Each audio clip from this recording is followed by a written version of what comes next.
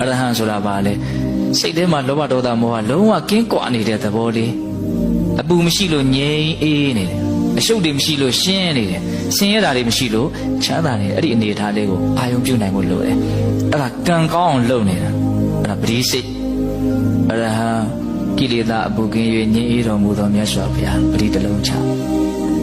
ပရိစိတ်ရင်ဘာအကျိုးရှိတော့အနည်းဆုံးတော့108ခေါက်တော့ဆင်ခြင်မိမယ်လေအဲ့တော့အရဟံလို့ဆိုနေတာတဲ့ဘုံဘုံကတော့အဓိပ္ပာယ်လေးပါတွဲပြီးတော့ဆိုနိုင်ရင်ပို့ပြီးတော့သဘောကျတယ်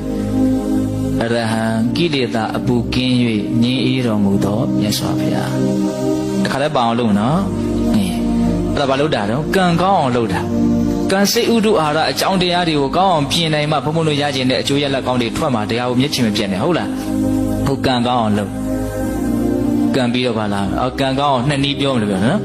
တနည်းရပါဆိုမေတ္တာတရားကိုယ်စေတနာလေးတွေဖြူရှင်တန်ရှင်းနေအောင်ကိုယ်ကံတွေမြင့်နေအောင်ကံတွေအစဉ်အတန်းရှိအောင်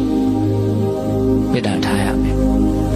တတ်တော်အားလုံးရဲ့ပုံမှာချမ်းသာစေခြင်းနဲ့ကောင်းစေခြင်းနဲ့စိတ်ကလေးကိုမေတ္တာလို့ခေါ်တာမေတ္တာကိုချစ်ချင်းနဲ့ရောထွေးပြီးတော့အတိပ္ပယ်ကိုတချို့ကကောင်းကောင်းနားမလည်ကြတာရှိတယ်မေတ္တာဆိုတာတတ္တဝအားလုံးရဲ့ပုံမှာချမ်းသာစေခြင်းလားဘေးရန်တွေကင်းစေခြင်းနဲ့ကျန်းမာရေးကောင်းစေခြင်းနဲ့နှလုံးစိမ်ဝမ်းငြိမ်းအေးစေခြင်းနဲ့အစင်မပြေတာဘာမှဖြစ်စေခြင်းမူအရှင်ပြေတာတွေဒီဖြစ်စေခြင်းနဲ့ကောင်းစေခြင်းတတ္တဝတွေရဲ့အကျိုးစီးပွားကိုလိုလားတဲ့စိတ်ကလေးအလွန်အဆင့်အတန်းမြင့်တဲ့စေတနာလေးအလွန်ကောင်းတယ်အဲ့ဒီမေတ္တာစိတ်ခဏခဏဖြစ်အောင်လုပ်ပြီးတော့လည်းပဲကိုယ့်ရဲ့ကံကိုမြင့်တင်ရမယ်နော်အဲ့ဒါကိုလည်းနှုတ်နဲ့အရင်ရွတ်ဆိုအလုံးသောတတ္တဝါတွေဘေးရန်ကင်းกว่าကိုယ်ရှိနေပြကြမှာချမ်းသာကြပါစေဒါလို့ဆိုရင်ရပြီအဲ့ဒါကိုထက်ခါရွတ်ဆိုနေကြရင်စိတ်ဝင်စားပြီးတော့ကိုယ်စိတ်ကအဲ့ဒီထဲမှာတက်ဝင်လာနိုင်လိမ့်မယ်အဲ့ဒါမေတ္တာတက်ဖြစ်လာမယ်ဝိရိယရှိဖို့လိုတယ်ကြိုးစားဖို့လိုတယ်နော်အဲ့ဒါဘာလဲလို့မေးရင်ကံကိုဘုံဘုံတို့တွေပြင်ဆင်ကြတာကောင်းအောင်ပြင်တာဟုတ်လားဘာနဲ့ပြင်မလို့အနှစ်ချုပ်ကလေးတွေပဲဘုံဘုံပြောချင်တာပေါ့နော်ဗုဒ္ဓနုတ္တိနဲ့